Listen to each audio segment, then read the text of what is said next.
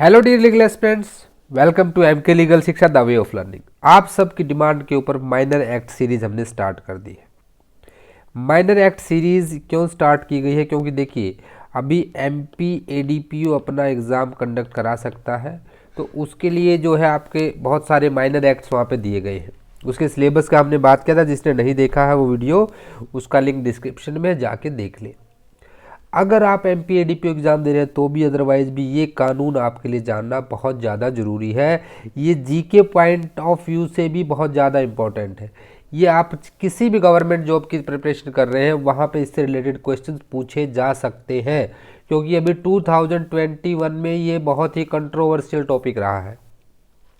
ठीक है, तो वीडियो को लास्ट तक ज़रूर देखें और आप इसको समझने की कोशिश करें। डियर लीगल एस्पिरेंट्स, आपके सामने एक न्यूज़पेपर की कटिंग है ये। तो ये क्या कह रहा है, देखिए यहाँ पे कि NCRB data shows 50% rise in child marriage cases in the 2020। Expert says more reporting may be the factor. कहीं ना कहीं चाइल्ड मैरिज राजा राम मोहन राय जी के समय से ये एक बहुत ही बड़ा सोशल इविल इंडिया के लिए रहा है। चाइल्ड मैरिज के क्या क्या जो प्रॉब्लम्स होते हैं, इनसे आज की एजुकेशनल सोसाइटी भी अछूती तो नहीं है, लेकिन फिर भी ये चीज़ें हो रही हैं। देखिए, कोई कानून कब बनाना पड़ता है? जब उस चीज़ को लोग करना बंद नहीं करते हैं। हालांकि मेरा ऐसा मानना है कि only education is the way by which we can stop this evil. But कहीं ना कहीं जब देखिए, जो न्याय की देवी होती है उनके हाथ में एक तराजू है तो दूसरे हाथ में एक तलवार भी है। और ये इसीलिए है कि जो लोग बिल्कुल नहीं मानेंगे ना भाई, उनको तो फिर उनका इलाज क्या है, उनको पनिश करना पड़ेगा। Only they can be prevented, they can be refrain from doing such acts by the punishment. अब यहाँ पे देख रहे हैं आप, 50% रेज हो रहा है चाइल्ड मैरिज। आज भी इन छोटे छोटे मासूम बच्चों को देखिए, ठीक है, इनकी अभी भी चाइल्ड मैरिज कराई जा रही है। यही 2021 में कंट्रोवर्सी शुरू हो जाती है। आपने देखा होगा 2021 में कंट्रोवर्सी आई कि हमने कहा कि भाई महिलाएं और पुरुष दोनों क्या है, बराबर है। इस न्याय के तराजू की तरह दोनों के दोनों बराबर है। तो स्मृति ईरानी जी, स्मृति ईरानी को कौन नहीं जानता? कौन है स्मृति ईरानी? ये भी आपका जीके का क्वेश्चन है। हर एक लाइन यहाँ पे आपके एग्जाम में, चाहे वो किसी भी जॉब के लिए एग्जाम हो, आपके काम आने वाली है। स्मृति ईरानी यूनियन मिनिस्टर है भाई, वुमेन एंड चाइल्ड डेवलपमेंट की वो यूनियन मिनिस्टर है अभी मोदी गवर्नमेंट में, बीजेपी गवर्नमेंट में।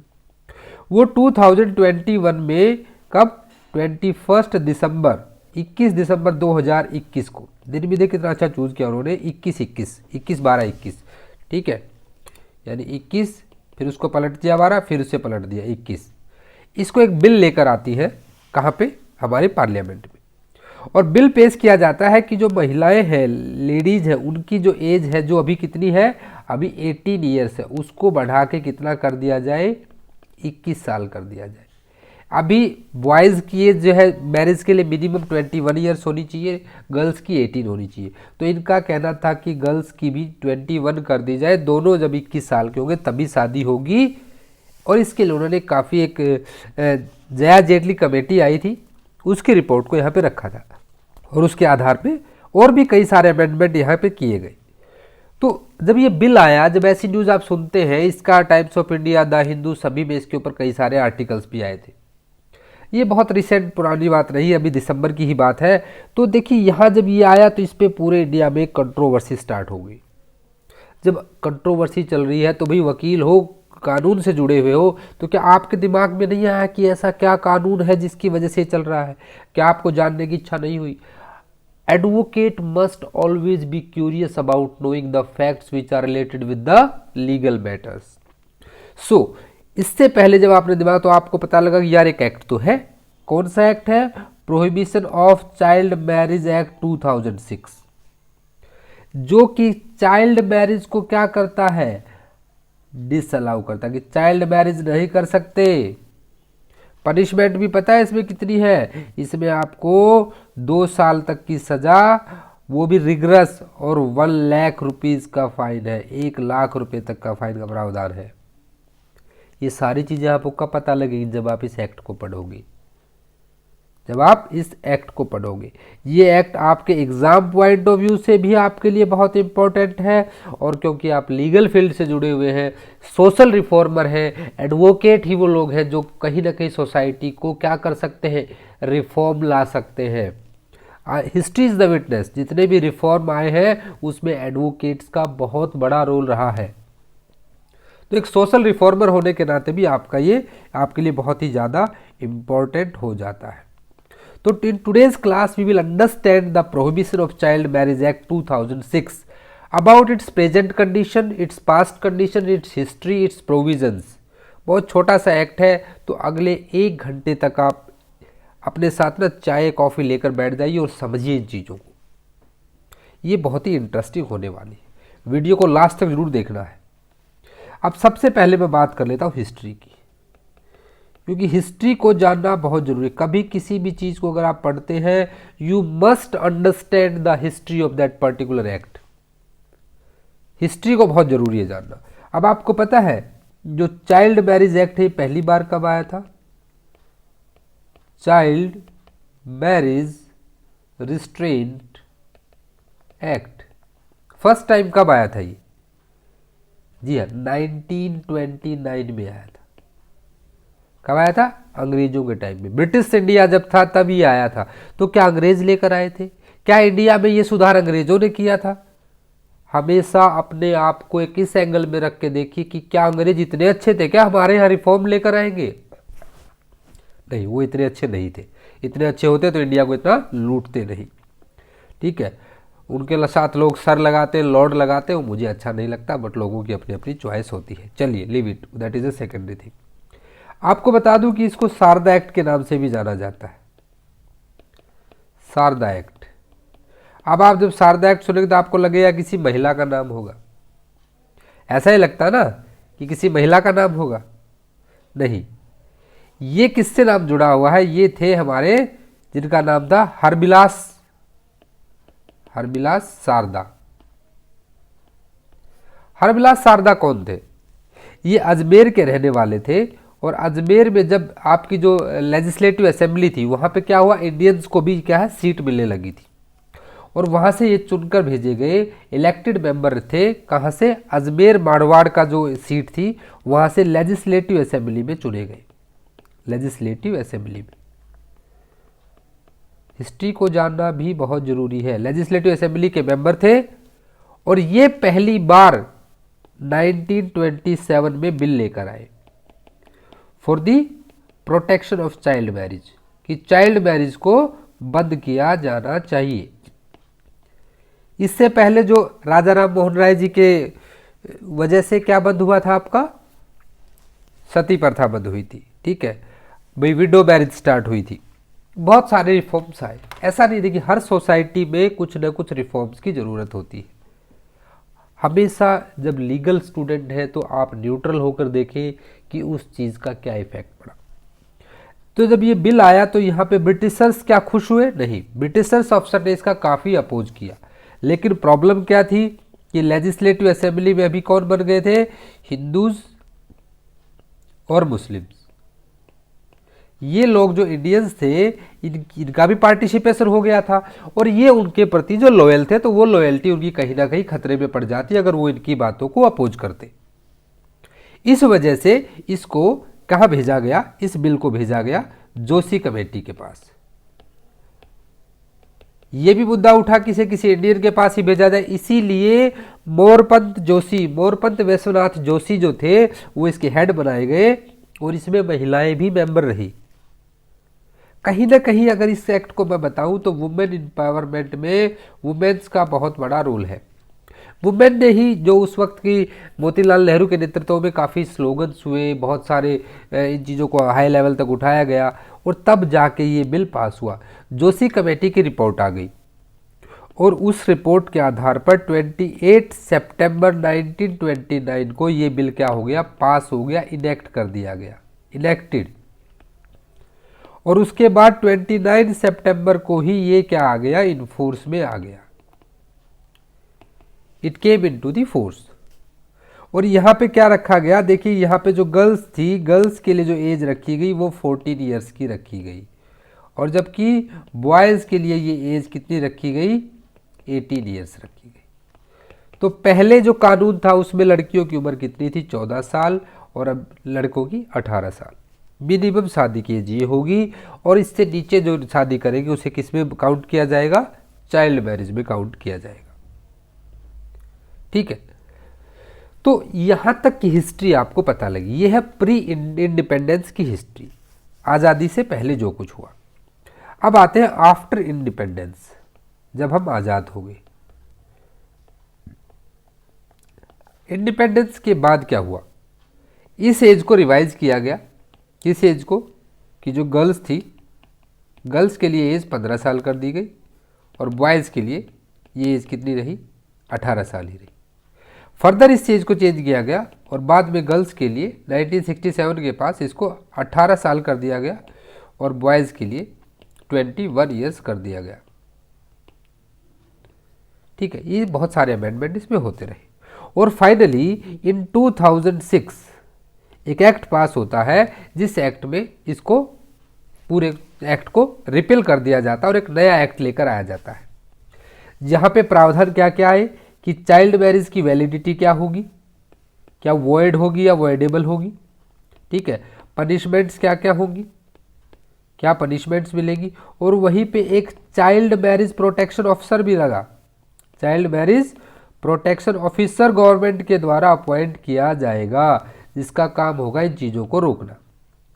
ये सारे प्रावधान यहाँ पे इस एक्ट में आए, और इस तरह से आपका जो prohibition of child marriage act, prohibition of child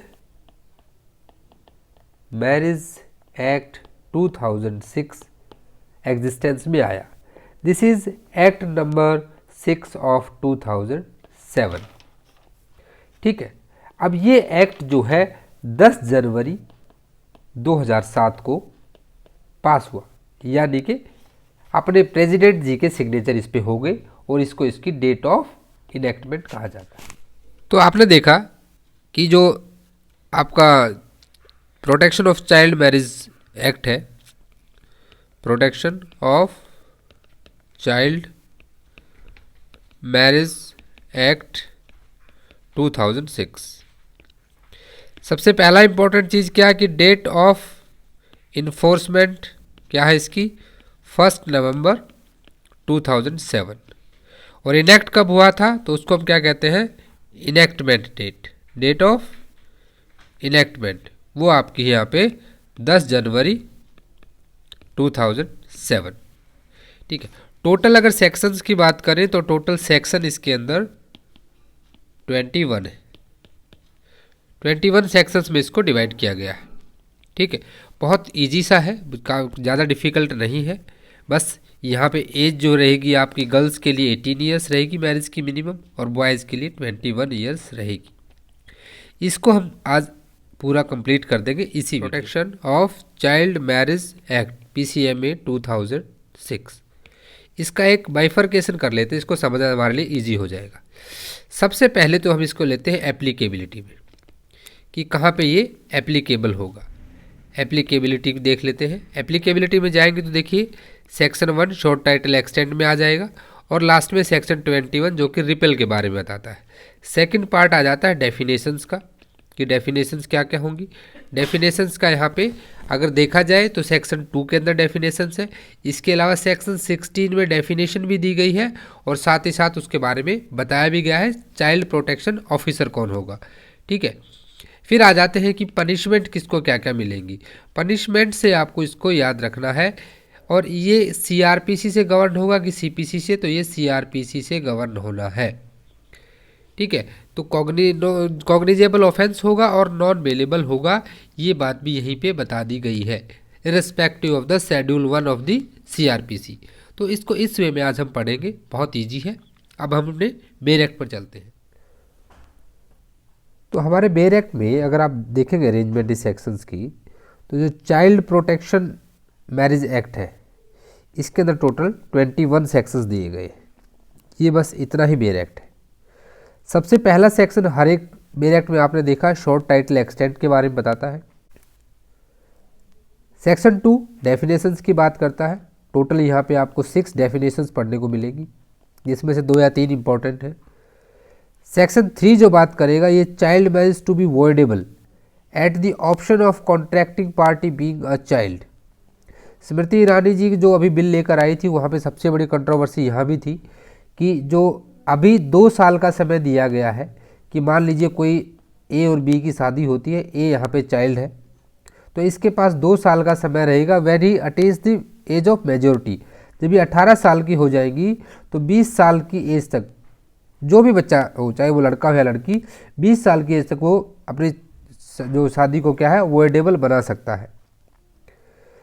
अब इसको 5 साल किया जा रहा था 2021 के बिल में, इसको कितना किया जा रहा था 5 years. Provision for maintenance and residence to female party to child. भाई लड़की को क्या मिलेगा, मेंटेनेंस कैसे मिलेगा, किस किस ग्राउंड में मिलेगा, कस्टडी ऑफ चाइल्ड, अगर चाइल्ड मैरिज से कोई बच्चा पैदा हो गया तो उसकी कस्टडी किसके पास जाएगी, लेजिटिमेसी होगी नहीं, लेजिटिमेट चाइल्ड होगा, सेक्शन 6 बताता है। सेक्शन 7 पावर ऑफ कोर्ट बताता है कि वो अपने ऑर्डर्स को मॉडिफाई कर सकता है। आपने सीआरपीसी में देखा था 125 से 129 तक, जो 128 तक जो मेंटेनेंस के केसेस रहते हैं, वहाँ पे court can alter their judgments depending upon change in circumstances. Court to which petition is to be made, कहाँ पे मुकदमा करेंगे, सेक्शन 8 बताएगा। पनिशमेंट किसको मिलेगी, मेल चाइल्ड को मिलेगी।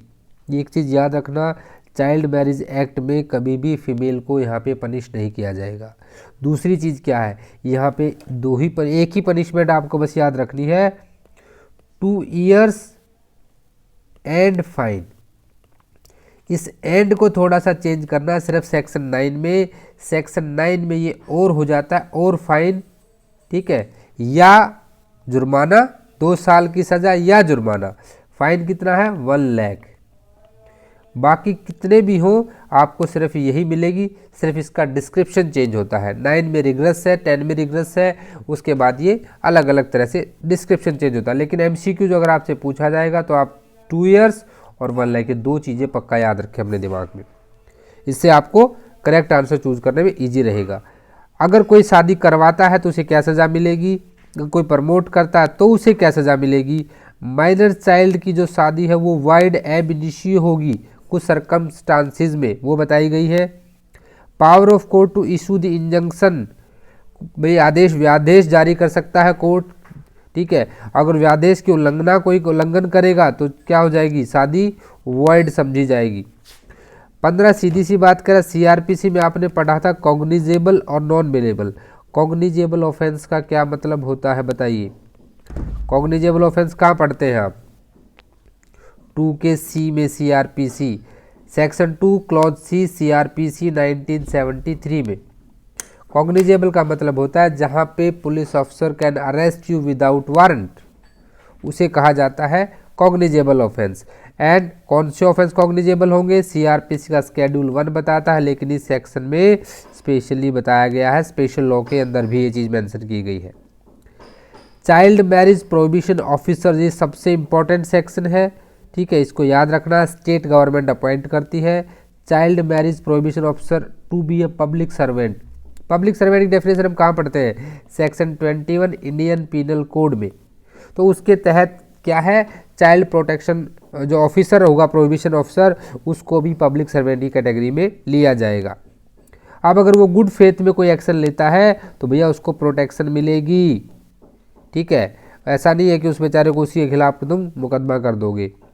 अब स्टेट गवर्नमेंट इसके खिलाफ नियम बना सकती है, ठीक है। शेड्यूल 7 में आपने क्या पढ़ा था, union list, state list, concurrent list. तो यहाँ पे क्या है, स्टेट गवर्नमेंट को पावर दे दी गई है। कानून तो सेंटर ने बनाया है, लेकिन जो नियम है वो स्टेट गवर्नमेंट बना सकती है। हिंदू मैरिज एक्ट के अंदर एक अमेंडमेंट कर दी गई थी पनिशमेंट को लेके, सेक्शन 18 में, उसके बारे में पढ़ेंगे।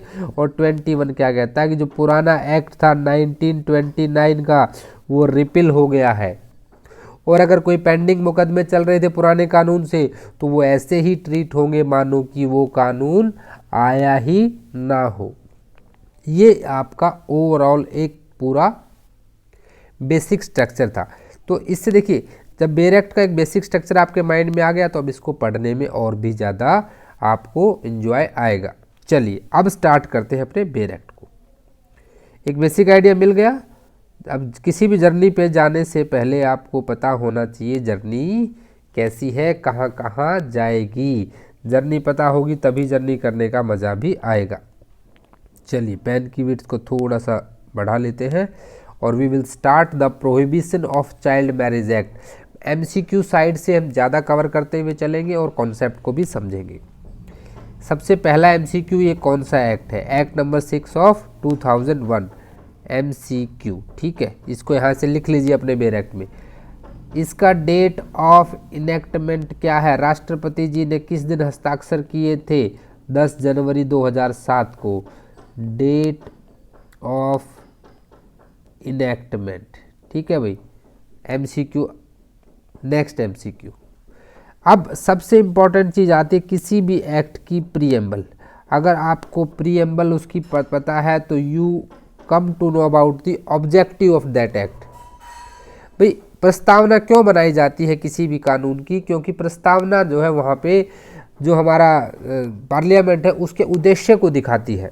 हमारी संसद का उस कानून को पारित करने के पीछे उद्देश्य क्या था, संसद उसको क्यों लेकर आई, क्या उद्देश्य था, क्या ऑब्जेक्टिव था, ये चीज़ आपको प्रीएम्बल से पता लगती है। तो प्रीएम्बल सबसे पहले आपको पढ़नी है। प्रीएम्बल को पढ़ते हैं।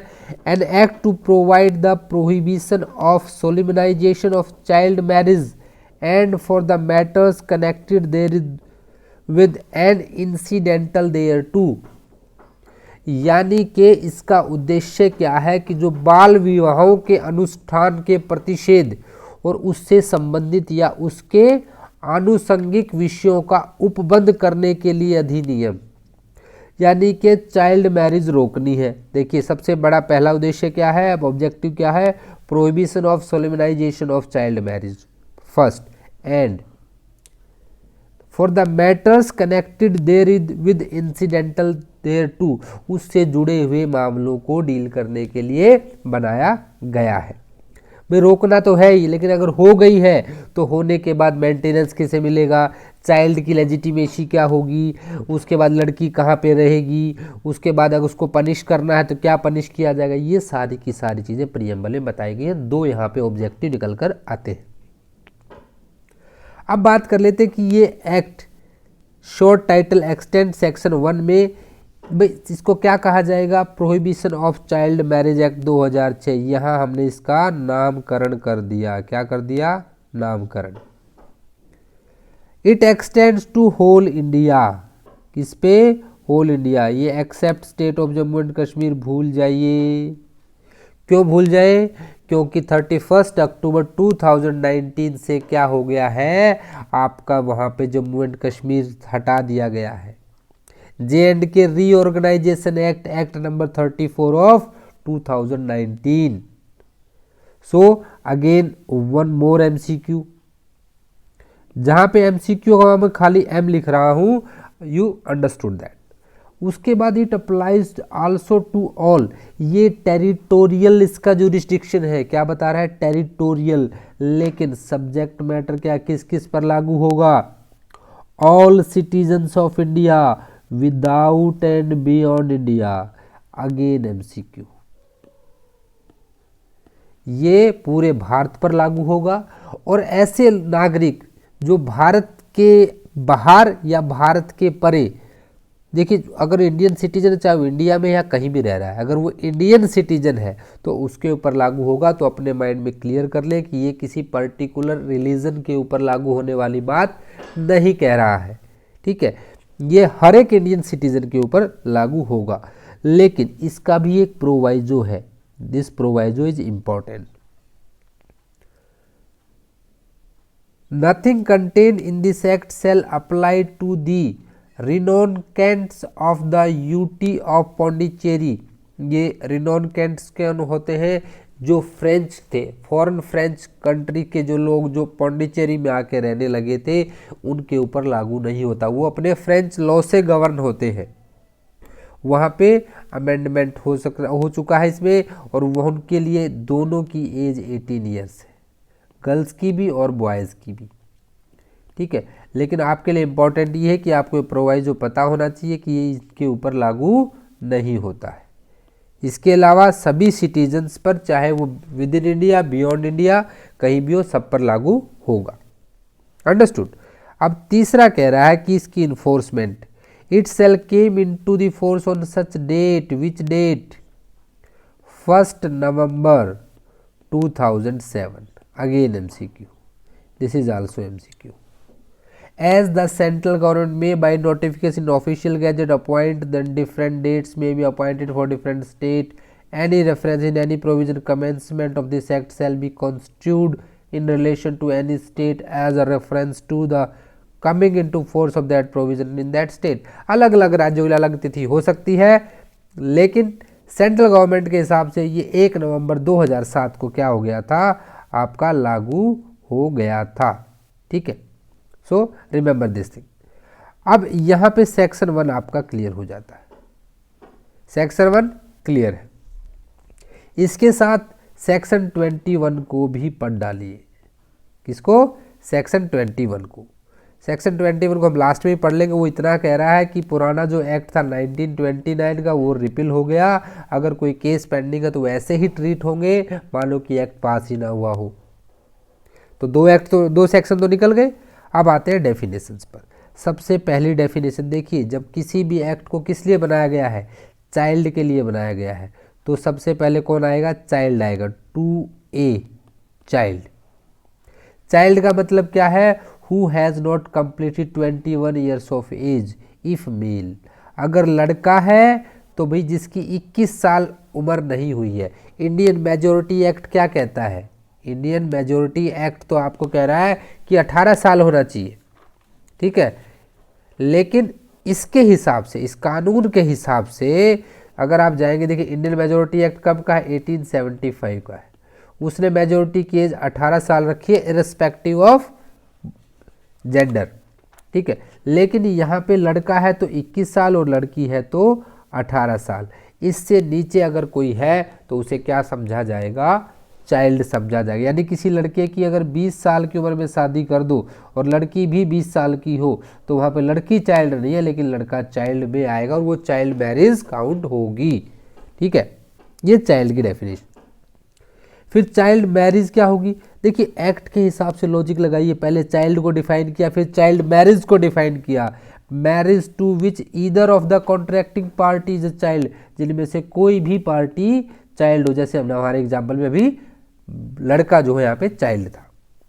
अब ये कॉन्ट्रैक्टिंग पार्टी क्या होंगी भाई? ये डिफाइन कर दिया गया सी में। 2 का सी करता है कॉन्ट्रैक्टिंग पार्टी को। In relation to a marriage means either of the parties whose marriage is or is about to thereby solemnize. जो जिनकी शादी हो चुकी है, होनी है अभी भाई, वो क्या है? कॉन्ट्रैक्टिंग पार्टीज है। सबसे इंपॉर्टेंट डेफिनेशन आप जरूर याद रखिएगा, ये 2 डी में बताई गई है। रीड विद सेक्शन 16, और यहां से MCQ पूछा ही जाता है। ठीक है, अब ये चाइल्ड मैरिज प्रोहिबिशन ऑफिसर कौन होगा? इसने तो सीधा सा कह दिया कि अंडर सेक्शन 16 सब सेक्शन 1, उसे क्या कहेंगे हम? चाइल्ड मैरिज प्रोहिबिशन ऑफिसर कहेंगे। डिस्ट्रिक्ट कोर्ट किसे माना जाएगा? जो फैमिली कोर्ट एक्ट 1984 के तहत, डिस्ट्रिक्ट में एक फैमिली कोर्ट होती है हर जगह पे, उसे फैमिली कोर्ट समझा जाएगा। माइनर कौन होगा? अब देखिए माइनर की डेफिनेशन अगर आप पढ़ेंगे चाइल्ड के साथ, सबसे पहले चाइल्ड बताया, लास्ट में माइनर बताया। हमारे मेजोरिटी एक्ट 1875 के तहत जिसने मेजोरिटी अटेन नहीं की है, जो 18 साल से कम का, उसे माइनर कहेंगे। लेकिन चाइल्ड और माइनर के डिफरेंस को समझना बहुत ज़रूरी है। यहाँ पे चाइल्ड अगर बॉय है तो कितना है? जिसने 21 साल की एज कंप्लीट नहीं की है। अगर किसी लड़के की शादी 21 वर्ष से कम की आयु में की जाती है तो उसके माता पिता को सज़ा दी जा सकती है। So be aware about this facts. कभी ऐसा हो आपके अड़ोस पड़ोस में आपको होते दिखे तो आपको तुरंत उसकी रिपोर्ट करनी चाहिए। चलिए, अब सेक्शन 3 पे जाने से पहले, सेक्शन 3 से एक्ट अब स्टार्ट होता है, लेकिन 3 पे जाने से पहले मैं चाहूँगा कि हम एक बार सेक्शन 16 पे चलें, क्योंकि सेक्शन 16 का बार बार जिक्र आएगा, उसको समझना ज़्यादा जरूरी है। चाइल्ड मैरिज प्रोहिबिशन ऑफिसर, इसको डिफाइन कहाँ किया गया है, इसको डिफाइन किया है सेक्शन 2 के डी में, ठीक है। Child marriage prohibition officer, it include the child marriage prohibition officer appointed under section 16 का sub section 1, who will appoint state government, MCQ, shall by notification in the official gazette appoint for the whole state or such part thereof as may be specified in that notification. An officer is to be known as child marriage prohibition officer, ठीक है, उसे क्या कहेंगे, child marriage prohibition officer कहेंगे। Having jurisdiction over area और area specified in the notification, जैसा state government बताएगी। अब स्टेट गवर्नमेंट बता रही है, कौन बता रही है, स्टेट गवर्नमेंट। हमने कहा था स्टेट गवर्नमेंट रूल बनाएगी, कौन रूल बनाएगा, स्टेट गवर्नमेंट। तो ये कहाँ पे आएगा, सेक्शन 19, यहीं पे सेक्शन 19 भी कवर हो गया आपका, सेक्शन 19 भी यही कवर हो गया। जब उसकी अपॉइंटमेंट भी वही कर रही है और रूल्स भी कौन बना रही है, स्टेट गवर्नमेंट। तो आपके देखिए 2 का डी, सेक्शन 16 और सेक्शन 19 एक साथ कवर हो गए कि नहीं हो गए, सारा इंटरलिंक है जी, बहुत जल्दी कवर हो जाएगा। अब सब सेक्शन 2 क्या कहता है, government may also request a respectable member of locality with record of social service or an officer of gram panchayat municipality or an officer of government or any public sector undertaking or an officer bearer of any NGO to assist the child marriage prohibition officer. भाई उसको assist करने के लिए सरपंच से, municipality के officer से, किसी social worker से या NGO से कहा जा सकता है कि आप इसको क्या करोगे, करो, and shall be bound to act accordingly, और उसे वैसा करना पड़ेगा, क्योंकि रूल किसने बनाए हैं, स्टेट गवर्नमेंट ने बनाए हैं।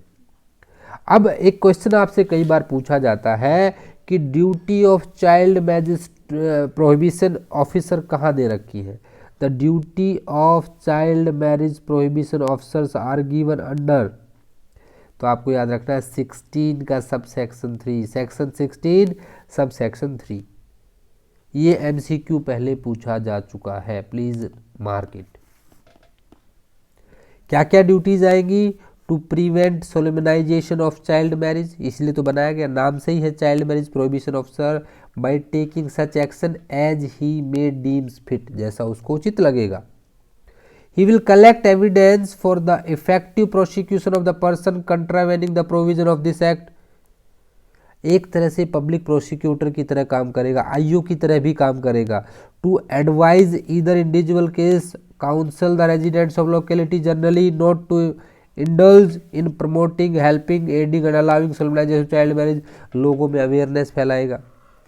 To create awareness of the evil which results from child marriage, बताएगा कि इस बुराई से क्या क्या आगे भविष्य में जो मुश्किलें आ सकती है। To sensitize the community on issues of child marriage, to furnish such periodical returns and static and state government में डायरेक्ट, ये भी आप इम्पोर्टेंट, इसको एक इम्पोर्टेंट मार्क कर लें, ये भी कभी कभी MCQ में पूछी जा सकती है। To discharge such other function duties as may assign to him by the state government, क्योंकि रूल कौन बना रहा है, स्टेट गवर्नमेंट का बना रही है, सेक्शन 19। इस सेक्शन 19 को तो हम भूलेंगे नहीं, इतनी बार इसको रिपीट कर लेंगे। अब सेक्शन 4 से एक MCQ बनता है, सेक्शन 4 से क्या MCQ बनता है कि सेक्शन 416 का सब सेक्शन 4 जो है क्या पावर्स देता है, या पुलिस ऑफिसर की पावर कहाँ दी जाती है, तो स्टेट गवर्नमेंट क्या है, अपने ऑफिशियल और गैजेट के अंदर कुछ कंडीशंस के ऊपर चाइल्ड मैरिज प्रोहिबिशन ऑफिसर को क्या कर सकती है, पुलिस ऑफिसर की पावर दे सकती है। किसकी पावर दे सकती है, पुलिस ऑफिसर की पावर, जैसा कि नोटिफिकेशन में वो बताएगी। और किन कंडीशंस पे होगा, जो कंडीशन गवर्नमेंट लगाएगी, क्योंकि कंडीशन रूल बनाते हैं, कहाँ बनाते हैं, सेक्शन 19, ठीक है, याद हो गया। Child marriage prohibition officer shall have the power to move the court for an order under section 4, 5, 13 along with the child under section 3, court जा सकता है वो बच्चे के साथ, ठीक है। तो यहाँ तक आपने चाइल्ड प्रोटेक्शन ऑफिसर को समझा। ये मैंने पहले इसलिए पढ़ा क्योंकि ये बार बार आपके सामने आएगा। ठीक है, अब हम स्टार्ट करते हैं अपने सेक्शन 3 से। देखिए अभी तक हमने क्या कर लिया, सेक्शन 1 हमारा कवर हो गया, उसके बाद सेक्शन 2 की डेफिनेशंस कवर हो गई सारी की सारी, सेक्शन 16 कवर हो गया, सेक्शन 19 कवर हो गया। 19 भी तो कर लिया हमने कि the state government by notification in official gazette make rules for carrying out provision of this act. Every rule made under this act shall as soon as may be alter if it made be laid before the state legislature. भाई राज्य की विधानसभा के सामने उसको रखना पड़ेगा। ठीक है, तो यहाँ पे आपका सेक्शन 19 हो गया। अब हम चलते हैं वापस सेक्शन 3 के ऊपर। भाई चाइल्ड मैरिज वॉइड होती है या वॉइडेबल होती है, ये बताइए। चाइल्ड मैरिज की वैलिडिटी क्या है, इज इट वॉइड और इट इज वॉइडेबल। देखिए वॉइड मैरिजेज कब होती है, वॉइड का मतलब होता है कि जो अपने आप में ही शून्य है। वॉइडेबल कहाँ है, जहाँ पार्टीज की विल और विश के ऊपर है। पार्टीज उसे चाहे तो वॉइड कर ले, नहीं चाहे तो भी कंटिन्यू रखे। ये दोनों तरह के प्रोविजन यहाँ दिए गए हैं। अब इस चीज़ को समझना आपके लिए ज़रूरी है। जो सेक्शन 3 है वो बताता है कि कब शादी जो यहाँ पे आपकी क्या हो सकती है, वॉइडेबल हो सकती है, यानी अगर पार्टी चाहे तो उसे वॉइड करा सकती है।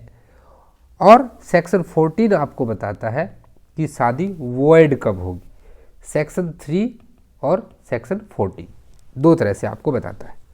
सेक्शन 3 कहता है कि child marriage to be voidable at the option of contracting party being a child. भाई शादी के समय पे जो व्यक्ति बच्चा था, जो बालक था, एज पर दिस एक्ट, बालक कौन था, अगर जी वो बॉय था तो वो 21 साल से कम का था, 21 ईयर्स से। अगर वो गर्ल थी तो वो कितना था, 18 साल से कम का था शादी के समय पे। ठीक है, चाहे वो शादी इस एक्ट से पहले हुई हो या बाद में हुई हो, दैट डजेंट मैटर, वो होगी voidable at the option of contracting party who was child at the time of marriage. मान लीजिए ए की शादी हुई बी के साथ, ए बॉय है और बी यहाँ पे गर्ल है। ए की एज थी 22 ईयर्स और लड़की जो थी यहाँ पे 17 साल की थी। अब ये ऑप्शन किसके पास होगा कि शादी को वॉइडेबल कराया जाए, ये उसके पास होगा जो कि इस एज से कम था at the time of marriage, यानी कि बी। बी अगर चाहे तो उस शादी को वॉइडेबल करा सकता है। लेकिन एक प्रोवाइजो यहाँ क्या दे दिया कि petition for annulling a child marriage by decree of nullity may be filed in district court only by a contracting party to marriage who was child at the time of marriage। ये बहुत important है, most important. यानी कि district court में देनी है अगर उसे डिक्री ऑफ नलिटी से वॉइड कराना है, अनल कराना है, अनल होता है ख़त्म करवाना है, तो क्या है उस पार्टी को जो कि चाइल्ड थी बी के द्वारा ही वो क्या करना पड़ेगा, एप्लीकेशन देनी, पेटिशन देनी पड़ेगी। कहाँ पे, डिस्ट्रिक्ट कोर्ट में। ये यहाँ पे याद रखें, बिल्कुल यहाँ क्लियर कर दिया गया है, only by the contracting party to marriage who was a child. अब ये लड़का चला जाए कि नहीं जी ये शादी तो गलत होगी, बाल विवाह हो गया, मैं नहीं करूँगा, बोला बेटा पहले तो आओ तुम्हें हम सेक्शन 9 में क्या करेंगे, पनिश करेंगे। सेक्शन 9 भी हम देखेंगे धीरे धीरे, चलिए। अब सब सेक्शन 2 क्या कहता है, if at the time of filing a petition the petitioner is minor.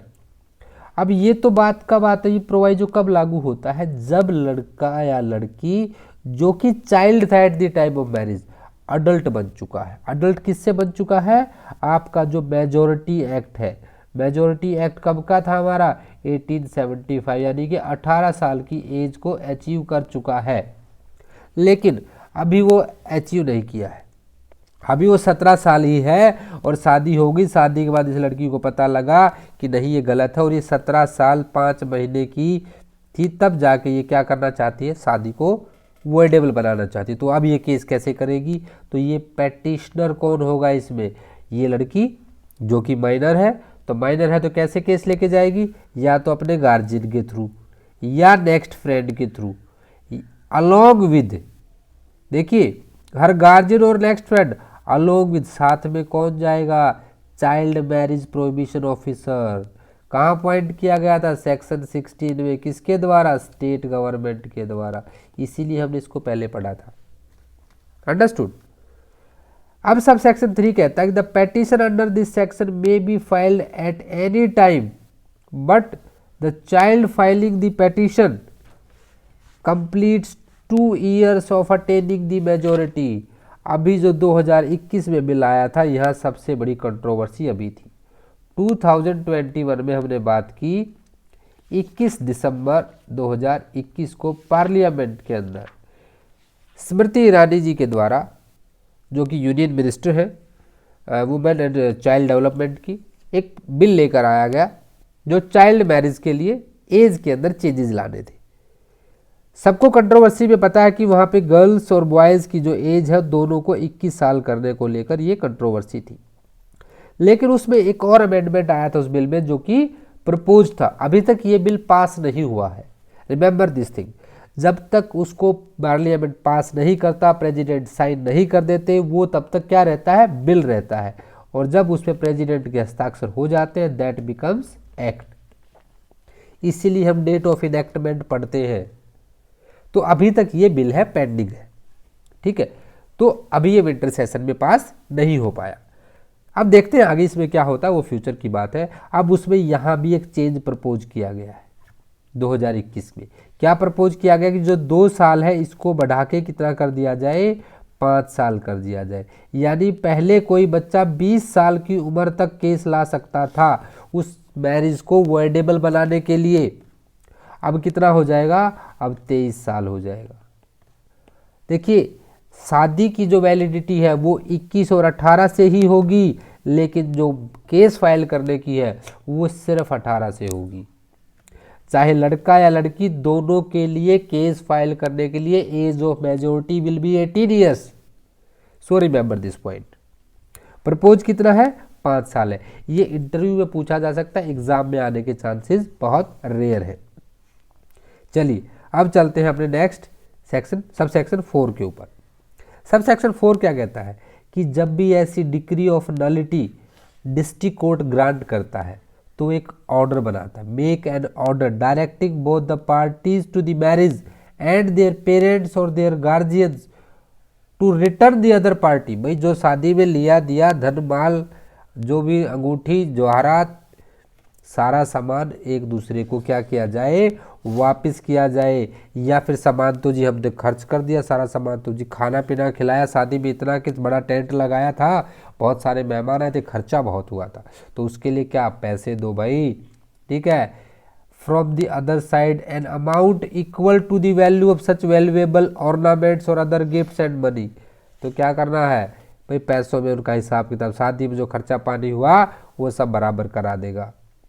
Provided no order under this section shall be passed unless concerned party have been given notice to appear before the district court and show cause why such order should not be passed। show cause notice उनको दिया जाएगा कि आप आओ और court को बताओ कि ऐसा आदेश क्यों पारित ना किया जाए। अंडरस्टूड। तो सब सेक्शन 3 पूरा सेक्शन 3 आपको अच्छे से याद हो गया होगा। देखिए सेक्शन 3 सिर्फ यहाँ पे टोटल 4 बातें कहता है। सबसे पहली चीज़, सबसे फर्स्ट यहाँ पे क्या है कि जो वॉइडेबल होता है वो eight the option of the contracting party. Contracting party कौन है, कॉन्ट्रैक्टिंग पार्टी को डिफाइन किया गया 2KC में। भाई जो शादी जिसकी हुई है उसकी विश के ऊपर, उसके ऑप्शन के ऊपर शादी को वॉइडेबल बनाया जा सकता है, और वही जो है कोर्ट में पेटिशन लगा सकता है। अगर वो माइनर है, सब सेक्शन 2 कहता है अगर वो माइनर है तो उसका नेक्स्ट फ्रेंड, उसके guardian along with child prohibition officer CPO के साथ कोर्ट चले जाएंगे। कब तक लगा सकता है, सब सेक्शन 3 कहता है कि जी 2 साल तक, यानी कि up to the age of 20 years, 20 years की एज तक लगा सकता है। और सब सेक्शन 4 क्या कहता है, सब सेक्शन 4 ये कहता है कि जो लेन देन हुआ था, भाई जो गहने जवाहरात जो भी एक दूसरे को लिया दिया गया सामान है, sofa, bed, fridge, washing machine, mixie, सब वापस करो। क्या करो? वापस किए जाए। आइटम नहीं है तो उसके बराबर के पैसे वापस करो। लेकिन ऐसा आदेश तब दिया जाएगा जब वो कोर्ट के सामने आके शोकॉज दे कि ऐसा ऑर्डर पास ना किया जाए। शोकॉज नोटिस दिया जाएगा। Section 3 is the most important section, please remember this. इसीलिए इसमें हमने थोड़ा सा समय भी लिया है। अब चलते हैं सब सेक्शन 4 के ऊपर। सेक्शन 4 कहता है provision for maintenance and residence to female contracting party to child marriage. कहीं ना कहीं मैरिज से रिलेटेड केसेस में आप देखेंगे तो जो लेजिस्लेशन का झुकाव है वो आपको दिखेगा टुवर्ड्स फीमेल ही दिखेगा। अगर आप एक्चुअल में फीमेल ग्रोथ को समझना चाहते हैं तो आपको 1983 में जाना पड़ेगा। ठीक है, ये थोड़ा सा अलग डिस्कशन हो जाएगा कि जैसे 498 जहाँ पे आया, 498A क्रुएलिटी जहाँ से स्टार्ट हुई, किस तरह से सारी चीज़ें वहाँ पे आई, वो सब चीज़ें समझने के लिए हमें समय लगेगा। चलिए, अभी उस टॉपिक में हम नहीं जाएंगे, वो आईपीसी में जब 498A हम डिस्कस करेंगे तब हम सारा डिस्कस करेंगे। Up to the Arnesh Kumar versus state of Bihar तक का मैटर, वो काफ़ी एक लंबा चौड़ा डिस्कशन हो जाता है। अब जब ऐसी decree they the under section 3 तो डिस्ट्रिक्ट कोर्ट क्या करेगा? एक इंटरिम या फाइनल ऑर्डर भी पास करेगा। किसको? मेल कॉन्ट्रैक्टिंग पार्टी को, to the child marriage. And in case male contracting party क्या है? माइनर। लड़का भी तो छोटा है भाई, लड़की भी 8 साल की थी, लड़का भी 12 साल का था, दोनों माइनर थे। अब किसको करेगा? तो लड़के के पेरेंट्स को करेगा। हिज पेरेंट्स और guardians to pay the maintenance to the female contracting party to the marriage until her remarriage. ये एमसीक्यू बनता है। उसकी दूसरी शादी होने तक उसको क्या देना पड़ेगा? मेंटेनेंस देना पड़ेगा। या तो लड़का देगा, लड़का माइनर है तो उसके पेरेंट्स देंगे। ठीक है, प्लीज रिमेंबर दिस। अब एक चीज सोचिए यहाँ पे, अब यहाँ पे एक सवाल मैं आपसे पूछना चाहता हूँ कि मान लीजिए लड़के की एज 20 साल है। लड़के की एज क्या है? 20 साल है। लड़की की एज 15 साल है। दोनों की होगी शादी। अब सेक्शन 3 में क्या किया गया? यहाँ पे इस शादी को नल एंड वॉइड कर दिया गया। ठीक है, अब सेक्शन 4 में मेंटेनेंस का ऑर्डर देना है तो लड़के को दिया जाएगा कि उसके पेरेंट्स को दिया जाएगा। As per this marriage this act the boy is also child. शादी तो देखो दोनों चाइल्ड है, लेकिन ऑर्डर किसको दिया जाएगा? इसीलिए डेफिनेशन क्लोज दिया जाता है। प्लीज रिमेंबर, लड़का माइनर नहीं है, चाइल्ड है। मैंने इसीलिए आपको कहा था जो 2A में क्या बताया गया है? चाइल्ड, जहाँ पे लड़का 21 साल से कम का हो।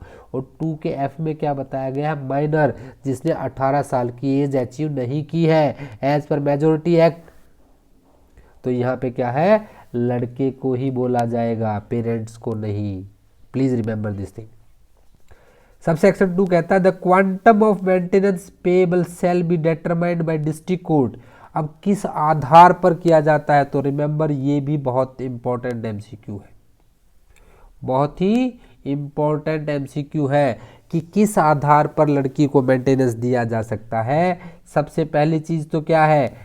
नीड्स ऑफ द चाइल्ड, बच्चे की आवश्यकताएं क्या है। The life style enjoyed by such child during her marriage. अपनी शादी के दौरान वो किस लाइफ स्टाइल में रही है। भाई आप उसको अमीर घर में लेके गए, लड़की मजे से रहती थी, अब शादी होगी वॉइडेबल, लड़की बेचारी फिर से झोपड़ी में आ गई, ऐसा नहीं है। ड्यूरिंग मैरिज जो लाइफ स्टाइल इंजॉय किया है। And the means of income of paying party, और पेइंग पार्टी के सोर्स कितने हैं। भाई बहुत बड़े जमींदार हैं, ज़्यादा पैसे देंगे, वो गरीब किसान है तो कम पैसे देंगे। ये 3 factor, please remember these 3 factors, इनको मोस्ट इंपॉर्टेंट मार्क कर ले। अब क्या अमाउंट में लमसम में भी दिया जा सकता है? ये मंथली भी हो सकता है या फिर लमसम अमाउंट भी दिया जा सकता है। सबसेक्शन 4 कहता है in case the party making the petition under section 3 is a female contracting party. अगर सब सेक्शन 3 क्या था? शादी को वॉइडेबल कराना था। कौन वॉइडेबल करा रहा है? अगर फीमेल वॉइडेबल करा रही है तो डिस्ट्रिक्ट कोर्ट क्या है? एक सूटेबल ऑर्डर पास करेगा कि वो रहेगी कहाँ अपनी दूसरी शादी होने तक, क्योंकि इस शादी को तो वो क्या करा रही है? वॉइडेबल करा रही है, शून्य करणीय करा रही है शादी को। कॉन्ट्रैक्ट एक्ट में पढ़ा था आपने, वॉइड, वॉइडेबल, वॉइड एब इनिशियो, ये सारी चीज़ें आप पढ़ी हैं आपने कॉन्ट्रैक्ट में। तो ये सारी टर्म्स मेरे हिसाब से आपके लिए डिफ़िकल्ट नहीं होंगी। ठीक है, तो यहाँ पे आपने क्या क्या समझा सेक्शन 3 में और सेक्शन 4 में, दोनों सेक्शन एक दूसरे से जुड़े हुए हैं। प्लीज़ ये दोनों सेक्शन आपके इंपॉर्टेंट है। आज हमने समझा कि किस तरह से ये आपका चाइल्ड मैरिज जो है वो वॉइडेबल हो सकती है और डिस्ट्रिक्ट कोर्ट जो है किस तरह से इसमें आदेश जारी कर सकता है। चाइल्ड की लेजिटिमेसी यानी सेक्शन 5 से लेकर के आगे के सेक्शन को हम नेक्स्ट पार्ट में समझेंगे, अदरवाइज ये वीडियो बहुत लेंथी हो जाएगा और ज़्यादा लेंथी वीडियोस आप देख नहीं पाएंगे तो उसका कोई ज़्यादा बेनिफिट मिलेगा नहीं। So this will be the part 1। मैंने कोशिश तो किया था कि एक में कवर हो जाए, लेकिन इंपॉर्टेंट चीज़ें मिस हो जाएंगी अगर हम इसको एक में ही कवर करने की कोशिश करेंगे। इस वीडियो माय डियर फ्रेंड्स, आज पार्ट 1 था। ये पार्ट 1 में हमने क्या क्या समझा है, सेक्शन 1 से लेकर के अप टू सेक्शन 4 तक कवर किया है। इसके साथ में सेक्शन 16 और सेक्शन 19 भी कवर हो गया। रिमेनिंग पोर्शन जहाँ पे चाइल्ड की लेजिटिमेसी के बारे में हम बात करेंगे वो नेक्स्ट पार्ट में हम कवर करेंगे। सो नेक्स्ट पार्ट देखना बिल्कुल भी ना भूलें। इसीलिए बेल आइकन को प्रेस कर लें जिससे आपको कमिंग वीडियोस का अपडेट्स मिल जाए।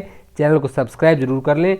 आपके कोई भी सजेशंस एडवाइस मेरे लिए हैं तो प्लीज़ आप मुझे मेल कर सकते हैं mklegalshiksha@gmail.com। अगर आपको कोई भी लीगल एडवाइस चाहिए, you are most welcome to mail me at this particular mail address. You can join the Telegram channel जहाँ पे बहुत सारी इन्फॉर्मेशन आपके लिए अवेलेबल रहती है। वीडियो को लाइक तो कर दिया है, अपने दोस्तों के साथ भी शेयर करें अगर आपको लगता है कि सच में ये बेनिफिशियल वीडियोज़ है, और कमेंट ज़रूर करें कि आपको ये वीडियो कैसा लगा।